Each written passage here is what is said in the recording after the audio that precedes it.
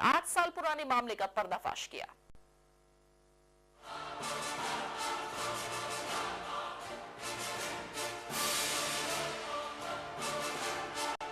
Fingerprint अपराधियों को सलाखों तक पहुंचाने का अहम जरिया, जिसके मिलने के बाद गुनहगार का बचना है मुश्किल। जी हां, अपराधी का पता लगाने के लिए फिंगरप्रिंट अहम तकनीक बन चुकी है। एक बार फिंगरप्रिंट मिलान के बाद पुराने से पुराने गुनाह की गांठें खुल जाती हैं, जिसकी मिसाल है 8 साल पहले भोपाल में हुआ मेहता दंपति हत्याकांड। जी हां, 2002 में 9 और 10 अक्टूबर की दरमियानी रात को अरेरा कॉलोनी में रहने वाले उद्योगपति सुरेंद्र मेहता और उनकी पत्नी उषा मेहता की किसी ने हत्या कर दी थी। घटना की सूचना मिलते ही परिजन मौके पर पहुंचे। पुलिस को भी खबर की गई। कमरे में मेहता दंपति की लाशें पड़ी हुई थी। उस वक्त मेहता दंपति की हत्या का खुलासा करने के लिए पुलिस ने कई प्रयास किए, लेकिन कोई नतीजा नहीं निकल पाया। खास बात यह थी कि पुलिस ने इस कार्रवाई के दौरान लिए फिंगरप्रिंट संभाल कर रख लिए थे, जिसका फायदा देखने को मिला पिछले साल, जब पुलिस के हत्थे चढ़ गए कुछ चोर, जिन्होंने बरकतुल्लाह विश्वविद्यालय में हाथ साफ किया था।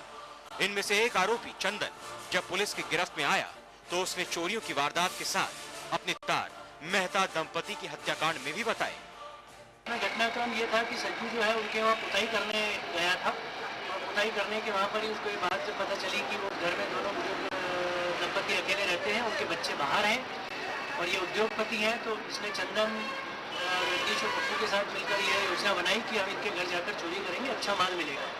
जब ये लोग वहाँ पड़ोसी की दीवार फांद के छत में उसके खिड़की में छेद करके अंदर घुसे, उस दौरान श्रीमती मेहता जाग गई और उन्होंने इसको देख लिया। तो सज्जू इस डर से कि ये हमको पहचान लेंगे, इन लोगों ने इनके पास मोटे मोटे बांस की डंडे ले गए थे। उन डंडों से इन्होंने उनके सिर पे और शरीर पर प्रहार किया, जिससे दोनों पति पत्नी की वहाँ पर मृत्यु हो गई।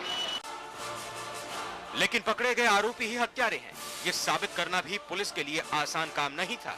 तब इस मामले में कमाल देखने को मिला फिंगरप्रिंट्स तकनीक का। जब पुलिस ने हत्याकांड के दौरान लिए गए फिंगरप्रिंट्स को पकड़े गए आरोपियों के फिंगरप्रिंट से मिलान किया, दूसरे आरोपी की भी हकीकत सामने आ गई। ऐसे ही नरसिंहपुर में हुई हत्या के एक मामले का पर्दाफाश फिंगरप्रिंट्स के जरिए किया गया था। भोपाल का जो केस है जो 8 साल पुराना था, उसमें केवल फिंगरप्रिंट एक आधार है। दूसरा नरसिंहपुर का एक बड़ा इंटरेस्टिंग केस है, जिसमें कि एक आदमी का मर्डर हुआ जब वो अपने खेत पर सो रहा था, और मर्डर जो है उसको पत्थर मार के किया गया। जब फिंगरप्रिंट एक्सपर्ट ने उसके पत्थर से जो ब्लीक प्रिंट होता है, काफी हल्के प्रिंट थे, और उनका जब मिलान किया गया तो पाया गया कि उसका मिलान एक क्रिमिनल जो कि इंदौर की जेल में है उससे हुआ था। एक ऐसे मामले का खुलासा जिसकी पुलिस उम्मीद छोड़ चुकी थी। उसी मामले में पुलिस ने न केवल हत्यारों को गिरफ्तार किया, बल्कि फिंगरप्रिंट्स की सहायता से अब कोर्ट में भी यह साबित किया जा सकेगा कि हत्यारे वही शख्स हैं जिन्हें पुलिस ने पकड़ा है। यानी फिंगरप्रिंट्स की मदद से 8 सालों के बाद मेहता दंपति को इंसाफ मिलेगा। इसके अलावा भी कई और केस ऐसे हैं जिनकी परतें खोलने में फिंगरप्रिंट्स ने अहम भूमिका निभाई। इसीलिए पुलिस किसी भी वारदात की जगह पर जाकर अहम सुराग के साथ साथ फिंगरप्रिंट्स लेने की कोशिश पूरी करती है। 15 अगस्त 2010 आसना के जंगल में मिली सरकटी लाश। लोग रह गए हैरान, आखिर किसकी है ये लाश? लाश के पास से मिले कन्हैया नाम के आदमी के परिचय पत्र। लोग समझ रहे थे कि वाकई मरने वाला आदमी कन्हैया लाल ही है, लेकिन जब फिंगरप्रिंट लिए गए तो साफ हो गया मामला। लाश थी उमेश नाम के आदमी की, जिससे आरोपी कन्हैया ने नौकरी का झांसा देकर रकमें थी और बाद में उसकी हत्या कर दी। इंदौर का अमृता पंचोली हत्याकांड, जिसके खुलासे के लिए पुलिस काफी समय तक परेशान रही, और खुलासा हुआ फिंगरप्रिंट और फॉरेंसिक विभाग की रिपोर्ट के बाद। इसके उलट आरुषि हत्याकांड में फिंगरप्रिंट के न मिलने से केस में सस्पेंस से पर्दा अभी तक नहीं उठ पाया। वाकई बड़ी महत्वपूर्ण भूमिका निभाते हैं फिंगरप्रिंट्स किसी भी जांच में। लेकिन ये प्रिंट लिए कैसे जाते हैं, कैसे पुलिस लेकर इनको सहज रखती है, एक विशेषज्ञ ने हमें यह भी समझाया। किसी घटना स्थल से फिंगरप्रिंट को लेना भी बहुत महत्वपूर्ण काम है। फिंगरप्रिंट एक्सपर्ट ये प्रिंट लेने के लिए खास तरह का ब्रश और पेपर का इस्तेमाल करते हैं।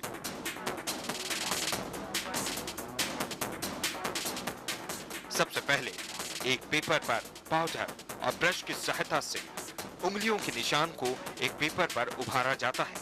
उसके बाद उस पर लिफ्टिंग पेपर रखा जाता है।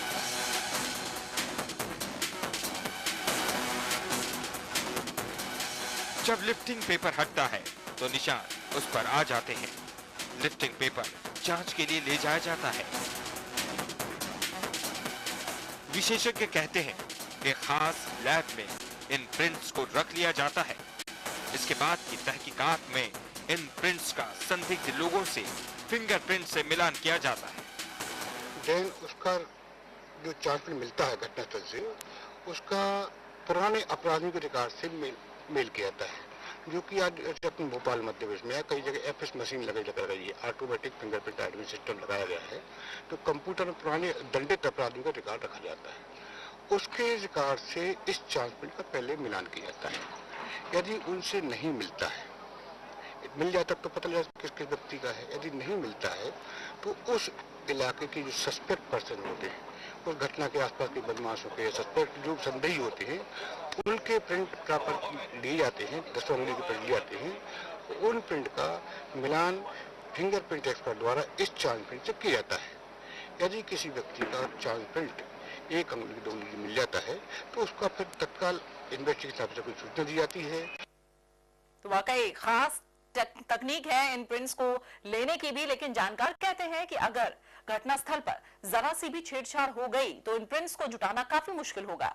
इसीलिए अगर कोई घर में किसी तरह की वारदात हो जाए तो कुछ सावधानियां जरूर रखें ताकि अपराधियों के फिंगरप्रिंट्स ठीक तरह से जुटाए जा सकें। अपराधियों को सलाखों तक पहुंचाने की अहम तकनीक है फिंगरप्रिंट टेस्ट, जिसका इस्तेमाल पुलिस हर गंभीर मामले में करती है। कहा जाता है कि अपराधी भले झूठ बोल रहा है, लेकिन फिंगरप्रिंट अगर मौके से मिल गए तो उसकी चालाकी ज्यादा काम नहीं आती, क्योंकि आदमी की शक्ल भले ही दूसरे आदमी से मिलती हो, मगर उसका फिंगरप्रिंट एक ही होता है। पुलिस इसी वजह से अपराधियों को पकड़ने के लिए इस तकनीक का इस्तेमाल करती है।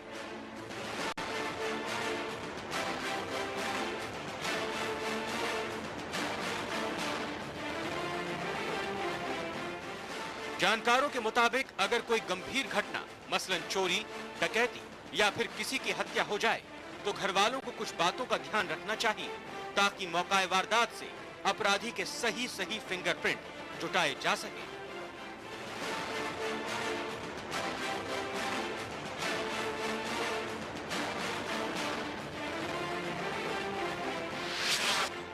जैसे घटनास्थल की किसी चीज को हाथ न लगाया जाए, पुलिस के पहुंचने से पहले खिड़की दरवाजे के हैंडल को ना छुएं। अगर वारदात में अपराधियों ने किसी हथियार मसलन चाकू, छुरे या बंदूक का इस्तेमाल किया है तो उन्हें वहीं पड़े रहने दें जहां वो हैं।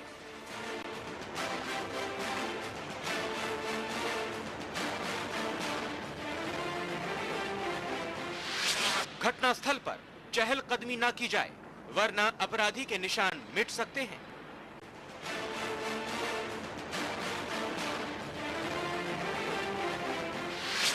घटना वाले स्थान पर न झाड़ू पोछा लगाया जाए और न ही उसकी धुलाई हो।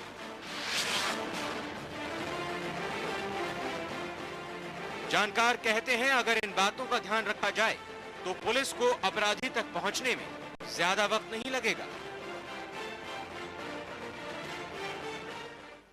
हाथ में मुजरिम एक खास पेशकश जारी है। हम लौट रहे हैं एक छोटे से ब्रेक के बाद।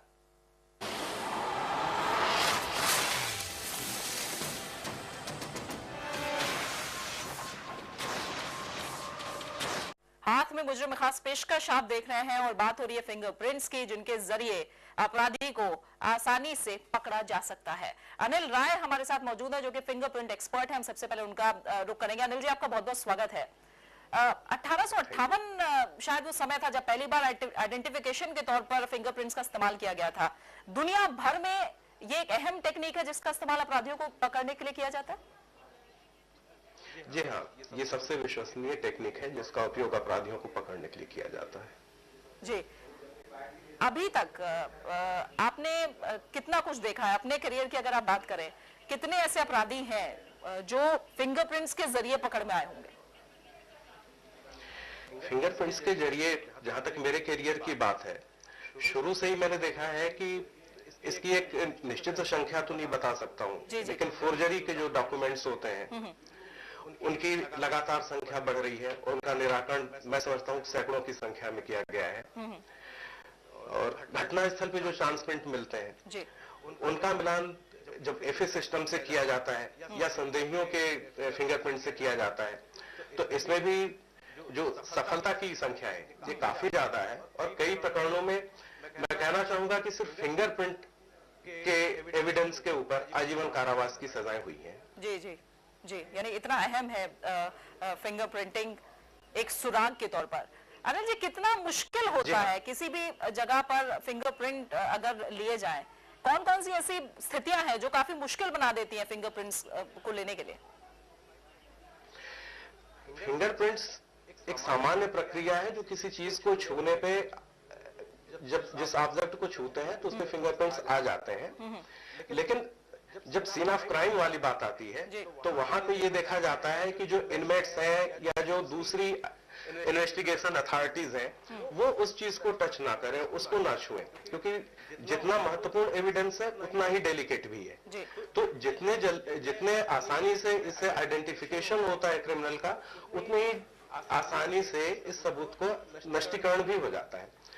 तो ज्यादातर कोशिश ये करना चाहिए कि अगर ऑफेंस हो गया है तो उस पर्टिकुलर जगह पे जहां से पहले ऑफेंस की कोशिश की जाती है, एंट्रेंस जहां पे होता है, डेफिनेटली जहां पे कोई आदमी सबसे ज्यादा एफर्ट करता है उसके फिंगरप्रिंट आने के चांसेस भी वहीं पे सबसे ज्यादा रहते हैं। तो उस चीज को प्रोटेक्ट रखना चाहिए, उस चीज को बचा के रखें। कोई हथियार मिलता है जिसका यूज करने की संभावना है, उसको अलग रखें।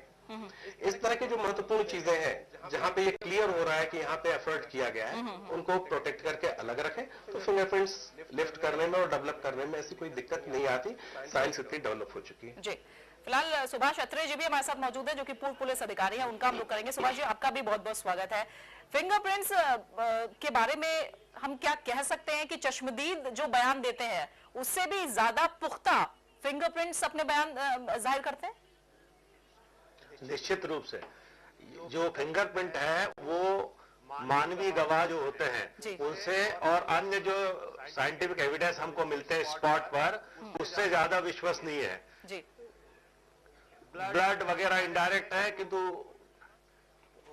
जो फिंगरप्रिंट है वो ऐसे एविडेंस हैं जिसको कि इमीडिएटली हम पॉइंट आउट कर सकते हैं कि इस पर्टिकुलर व्यक्ति के ही है और उसकी जवाबदेही को फिक्स की जा सकती है। जी, सुभाष जी, आपका भी जो करियर रहा है, कितना अहम रहा तमाम केसों को सुलझाना अगर वहां पर फिंगरप्रिंट्स मिल गए हैं अपराधी के? तो देखिए, केसों को सुलझाने में फिंगरप्रिंट का बहुत बड़ा महत्व रहा। मैं भोपाल और इंदौर, रीवा ऐसे कई संभागीय मुख्यालयों पर पुलिस अधिकारी रहा हूं और वहां पर सौभाग्य से फिंगरप्रिंट एक्सपर्ट और एफएसएल के एक्सपर्ट मिलते थे, जिनकी सहायता से हमको कई बार सफलता मिली है। मर्डर वगैरह के केसों में तो खून मिलता है, खून का डीएनए टेस्ट हो जाता है, ग्रुप होता है, किंतु जैसे चोरी और नकबजनी केस है जहां कोई चश्मदीद गवाह नहीं होता, बिल्कुल छुपकर होता है, वहां केवल एकमात्र हमको एविडेंस मिलता है, वो है फिंगरप्रिंट। और उस फिंगरप्रिंट को यदि प्रॉपरली लिफ्ट कर लिया जाए और उसका मैच हो जाए तो उससे बड़ा कोई सबूत हमको मिलता नहीं। जी, यानी जब घटना स्थल पर पुलिस अधिकारी जाते हैं उनके साथ एक फिंगरप्रिंट एक्सपर्ट भी जाता है?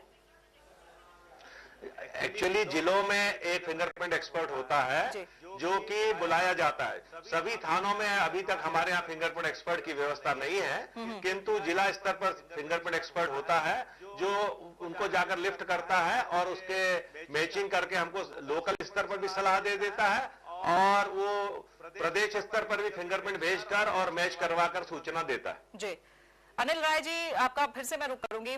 आइडेंटिकल ट्विंस जो होते हैं सबसे ज्यादा वही एक दूसरे से मैच करते हुए होते हैं, क्या उन दोनों के जो फिंगरप्रिंट्स हैं वो भी अलग होते हैं?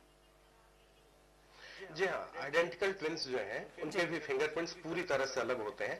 आइडेंटिकल ट्विंस तो फिर भी थोड़े से दूर की बात हो गई है। जी जी जी, एक ही आदमी के दोनों हाथों के 10 उंगलियों के निशान भी आपस में नहीं मिलते हैं।